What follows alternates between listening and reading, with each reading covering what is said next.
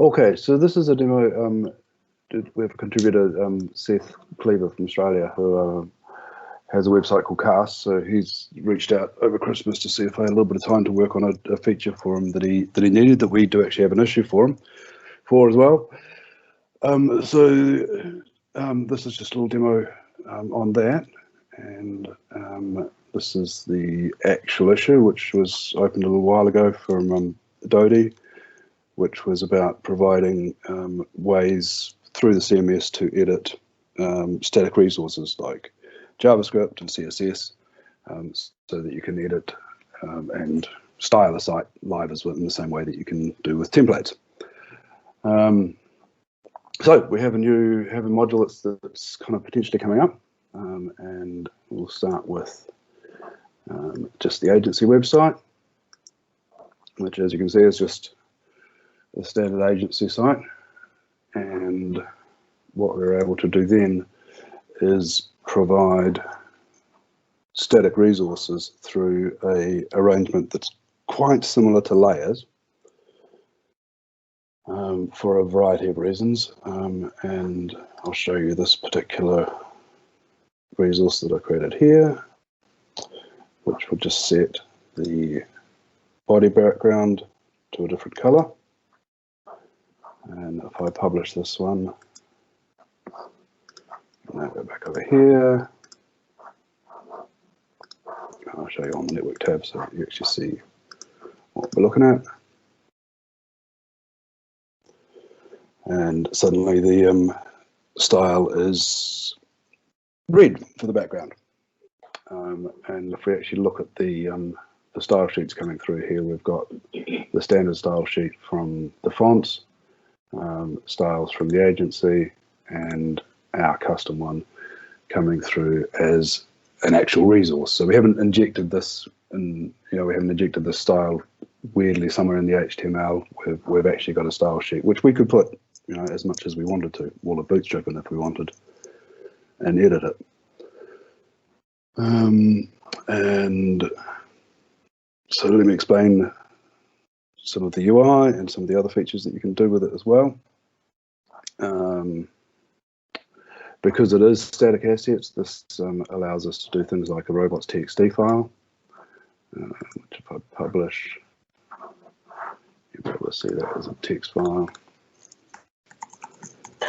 So part of the goal was to be able to do CSS and JavaScript, and part of the other goal was also to be able to just support any kind of static text file, because there's a lot of times that you need robots files or Google Ads text files, or just general kind of text files for Let's Encrypt and many others. So to explain the UI and the logic a little bit, this works a little bit like layers. Well, it looks very similar to layers in that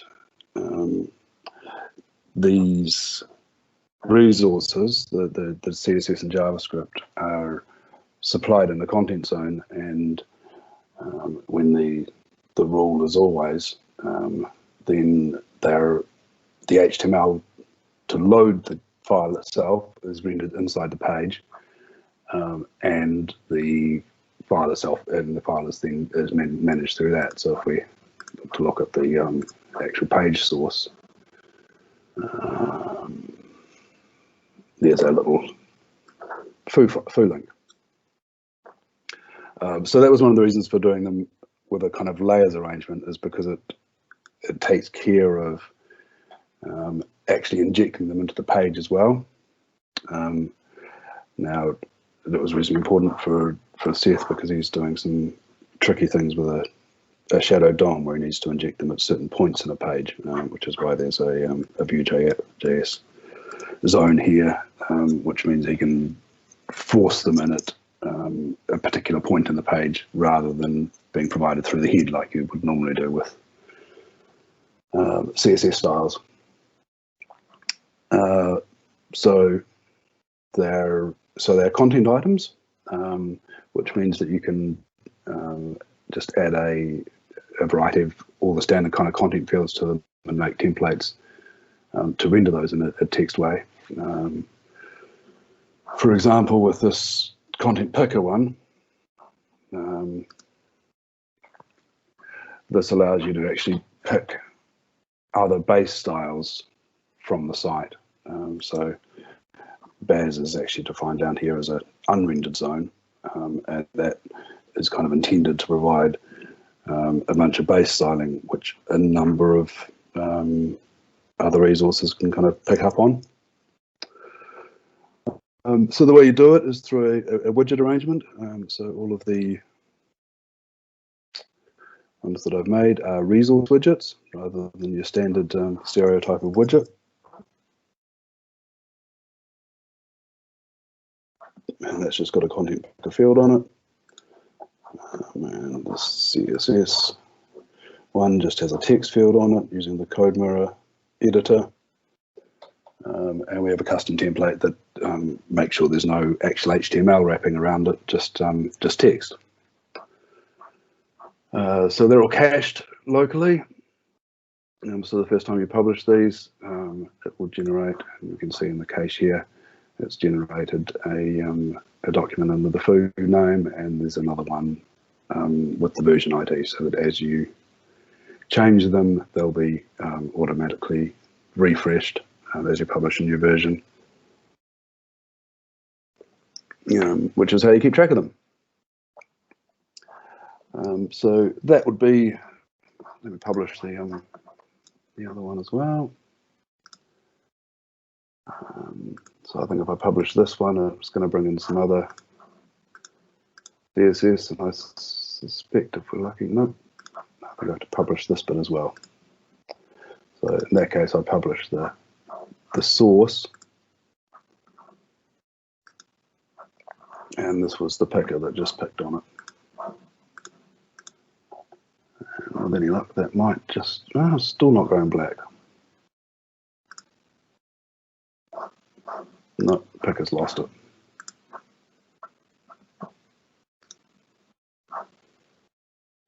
Published. Okay, seem to have lost why that one's not rendering anything. There's a JavaScript one here as well, which that's why I had the window open, which is just at the moment writing that in there as well. I'm not sure how relevant the JavaScript editing JavaScript will be for people. It's more likely to be in line on the page, but part of the point of making these widgets was it allows you to do anything you want rather than being a little more limited. Originally, when we thought about this, I thought it might be more like the templates where you just have a text box where you can put in a bit of CSS or a bit of JavaScript and give it a file name. But it turned out really useful to have the options of rules around when they're going to be rendered in the document, and the idea of having content pickers to and reuse the existing fields that we have to make it a little bit more manageable. So the idea would be that this one down here might contain all of your styles for the site, and this one up here is just some special overrides that this particular user of this particular tenant wants to override.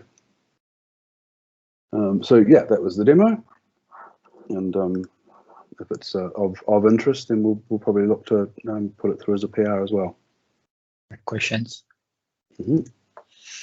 I'm sure there'll be many questions. Many questions, suggestions, comments, all the things. That's good. My suggestion, my question would be, why not use the media items to store JavaScript and CSS, and use what you did here with the resource layers and edit resources to just pick those files to inject them where you want, when you want? So that's an option, but one of the key things that was of need is an editor in the CMS. If you were to store them in the media library, they become served under the media. Under /media, which is not appropriate for something like the robots text file, which has to be stored at the root. Yeah, but there's literally no choice on that, and so many of the other static text type files need to be stored at the root. There would be the possibility of they don't putting need to be CSS stored under at the root. slash media. They need to have a URL that's rooted. Exactly. Just making that distinction. Maybe I missed that. Did you talk about permissions around that feature? Because I mean, there is a security aspect to that, right? Absolutely, because you could do a lot with being able to custom inject JavaScript or well, particularly JavaScript. So in terms of the widgets themselves, permissions are for those are managed through content item permissions, and the resources themselves have a permission to access them, and the zones. So that was kind of one of the reasons with actually pushing them through as content items as widgets, is to get some of the other benefits that come with that. Yeah, I'm just thinking that it should be very locked by default. I mean, just restricted to very high privileges. I would agree. By default. Yeah, and one of the, like for example, where I talked about the kind of main sites CSS, that's something that you would probably want to make a custom content type of, so that you can very much restrict access to that. Where you might be giving an editor or it's kind of a site admin more access to little tweaks, or being able to provide overrides. Yeah, makes sense.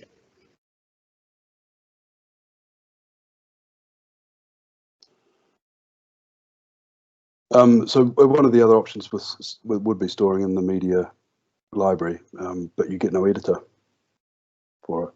Well, there is an issue for that. The editor could have been on the media. Like you click edit on the JavaScript and it opens an editor for the file. The same way there was no center picker for images and you made one. So absolutely. So that could be a thing. I think that's sad that because you said, well, maybe it wasn't the reason, but you discovered that you could also do that for robust TXT. But it's sad to say, well, we have to do it this way because we can do robust TXT. I mean, that's a different concern. And there are SEO tools and modules that might want to edit the robust TXT and many other things that are not related to source and location. So, and that's true. And if you look on my GitHub account, you'll find a robots text editor because needed one of those, so I wrote it. It just kind of became useful that it could do some other things. And media also, the media files, the PNGs, they are in the media folder, but they are dynamic. So if you want static media files, you put them in your theme, in your root, and they don't have any prefix. So same thing for JavaScript. If they are not dynamic, well. The point with this one was the need to get dynamic editing. Yes. Yeah, I certainly wouldn't expect to do. Myself, I would probably bundle most of my stuff, and if we were to use this feature, it would be much more on we need to make a quick tweak, and we'll update the source code at a later point, or something. I still think that placing the script in the CSS and editing the script in the CSS are two different things. Because I might want to have a theme that uses my editable CSS and JavaScript, but I never want to change them. They are global. So paying the price of a layer to be able to edit it, it's kind of sad. Well, you wouldn't do this for everything. This is to fit a specific need, I suppose. But what if I want to edit a CSS, my CSS? The CSS that's bundled in your DLL file. Yeah, or part of my theme, which is the same way templates and content. Maybe we have an issue for that. Like we should be able to edit CSS files or JavaScript files per tenant. And then, yes, it's not a static file that comes with the theme, but something that can be editable. And the same as media items, like when we set up the whatever recipe, we provide some images. And I can replace images, I can add images, and I can pick them up and use them in my content item. So here, I would say the same way, I should be able to add a CSS and a JavaScript file to the same folders and be able to edit it optionally. Yeah. And then placing them per layer in zones, for me, is a different thing. So this way, let's say you define that this CSS is only visible on these pages, and this CSS is only visible on these pages. This is what you did here with the layers. But when I go to media and I edit the CSS, that was what the feature required or requires, and it's useful. And what I'm saying is that I would have liked to see that split. It's kind of here, yeah. It's kind of a mismatch for me. So it's like, yeah, because now, if I want to edit CSS, well, I have this feature, but I'm afraid that there will be then two features to edit CSS, this one and the other one. And this one is just useful, will just be useful to be able to have the layers things. So it's like duplicating some logic to be able to edit a CSS and JavaScript file. But I don't expect that most websites will need to dynamically change where and when the CSS / JavaScript is injected, but more to be able to change the CSS and the JavaScript more often than just moving them. That's why the feature about editing the files might be more important than moving them. That's probably true. The ability to use layers really works for this particular need, and that may not be a need that everything else shares.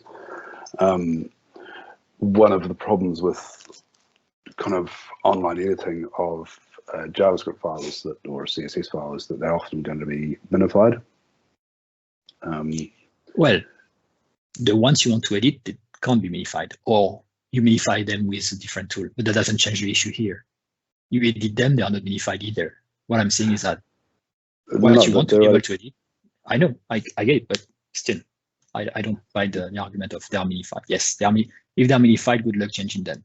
So that's not, you're not solving anything here if you let people edit them. Just talking about the files that we want to be able to edit. Or your resource here, when you pick a JavaScript or CSS, there is an option to say and minify. Or even better. Ready? We have something called image sharp, which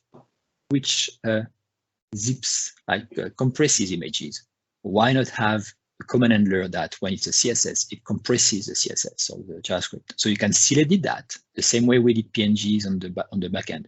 But when it's served, it can be compressed.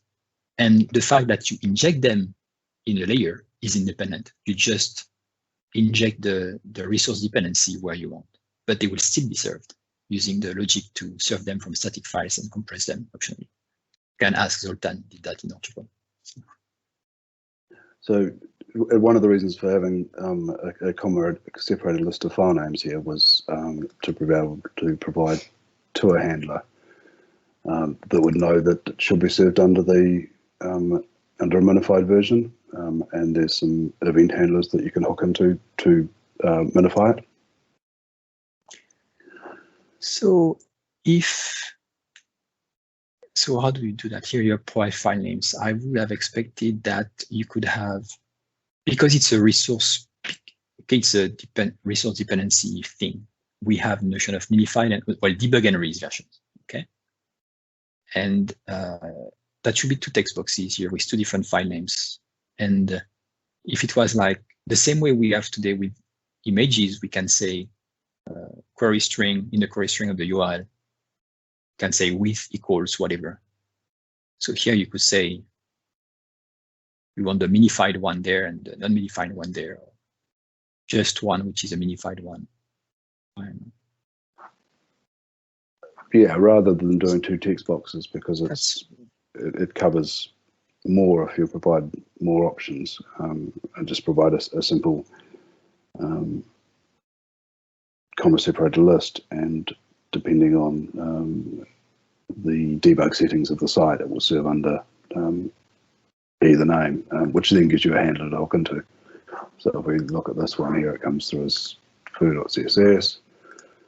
I suspect if we change the site settings to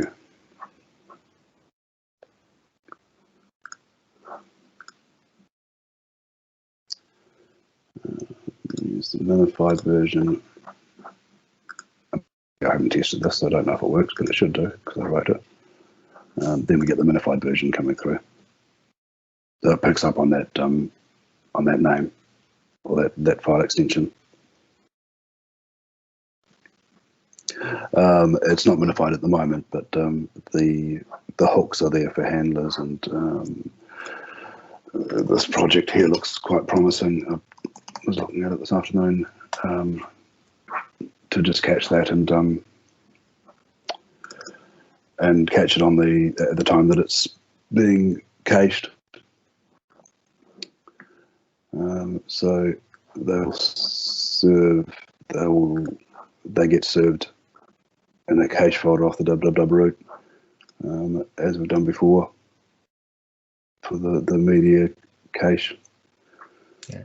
See, when I say that it could also work the same with the CSS and JavaScript, that will also be stored there because the handler to cache them will handle that based on the name of the query string and return the correct file name the same way you did for the images. Yeah, so it's a very similar principle to that. Some of the advantages of having this as those content items is that I get version numbers which can be used for the files, which handles the clearing a lot better. Same as PNG. PNG. Sorry? Same as PNG. No, it's different. It's slightly different there to the Azure stuff because it doesn't, because we don't have an identifier for media because it has no database entry. So it's more challenging to change a file that is cached, like to replace it with a new file.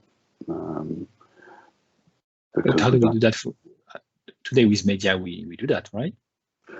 So we've got an event handler at the moment, and if we were to delete this and make it look like the media one, we have an event handler which kicks off locally, but we don't have, which will delete the file if it's from the cache if it's been changed, and then a new one will be created when a new one's uploaded. We haven't got a good way to handle that through distributed yet, which we need to figure out with JT, because we have no versioning numbers or information. We might consider looking at using a date as part of the file name and tweaking it, but there's some ideas that we need to kind of get together on that one. Okay. So yes, this could be an editor in terms of what Orchard itself might need. For this particular site, it was really useful to see them as content items with rules as well, because we could apply a range of different rules just to inject things in different places that we need them. Yes, and my other comment about the layers is that I think we need an abstract layer, something that when we say add a layer, we should be able to choose what type of layer we want, like JavaScript based or existing one, because the always and never, they don't need a JavaScript engine to run. We should have something hard coded or providers URL based, things like this. Stuff that we know we'll always need and we don't need to run JavaScript for that. And then there is a JavaScript one. Yeah, I would agree with that. I actually tweaked, and I must do a PR for it. I tweaked the never rule because there's already some checks on the layer filters which says if it's empty, just assume it's false. But I think we should definitely have some C# rules there that are common, because we don't need to run JavaScript for that. In the same way that in recipes we've got the JS : we could have CS : for some specific well-known rules. Well, that or just the way we do for steps, like there is a step provider, there is a layer provider, there is JavaScript layer provider, and there is a whatever layer provider, and then you can, and I mean, you can create a new JavaScript layer, and then you will be able to change the property, which will be JavaScript, and you give it a name. But the always layer, there is no property. The same way we do for steps. Some of them don't have properties, some of them have properties. And then the always layer will not have a property. It will just be some C# code. But the JavaScript layer type will just be JavaScript editor to have a dynamic thing. This way, when we load the layers, we instantiate the concrete type, and then the always one will be just an object that returns true and done. And all the layers can be cached in memory, and then the JavaScript one will run again and again and again, but the other ones, they won't run anything. So we don't need JavaScript all the time. It's just optionally. We can have JavaScript. The same way also for workflows. We have workflows that do things, and there is one that is do some JavaScript thing. So you can add custom logic instead of predefined logic. Same way for layers. So this way we won't pay the price of JavaScript for all the layers we have today, including now the resources. Yeah, that makes good sense. You know, especially considering most of the time when you're doing standard widgets, you're just using either the always, which is very common, or the homepage rule, which should not need to run JavaScript to do that. That's something that we can code. So I agree there. Absolutely. Now, can't you use just the widgets, this one, to inject the resources? Have a resource widget? You kind of could, but it gets a little bit more tricky.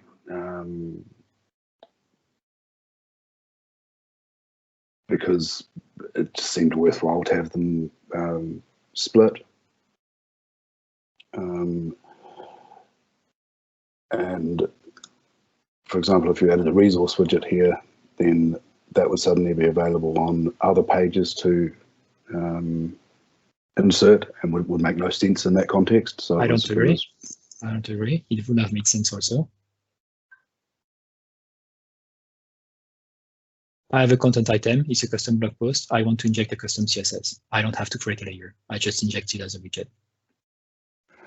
Sure, but if you're making a page. Page, sorry. Yeah, page. I mean, wherever you can already add a widget, you could also add CSS. It doesn't bother me at all. Yeah, for me, I don't want to be giving my customers the ability to insert a resource here. Yeah. At all. That's crazy. Maybe I want to stick a resource in, but that bit of it, I want to be able to at least secure, so that it's not showing up on the same thing that wasn't for the dashboard, which is a custom type of widget. Well, that's what we did in the end, but well, not really much. Yeah, it's there's not a lot of okay. There's a lot of reuse. Okay, doesn't make sense to create a specific type for a single thing, which is called a resource. Yeah, but at the same time, it's just one, so it will be called resource. So people will see, hey, there is a resource here. Fine. What does it do? Don't use it. Exactly, but in the same way that widgets. But that's what stereotypes are for. Is it's not. It wouldn't be the first time that I've added a specific stereotype to a site for some stuff where we needed some reuse of content items before. It's like we have menu items. You can't inject them on a page either, but they have a use and a reason. Okay, good. Thank you. No problem.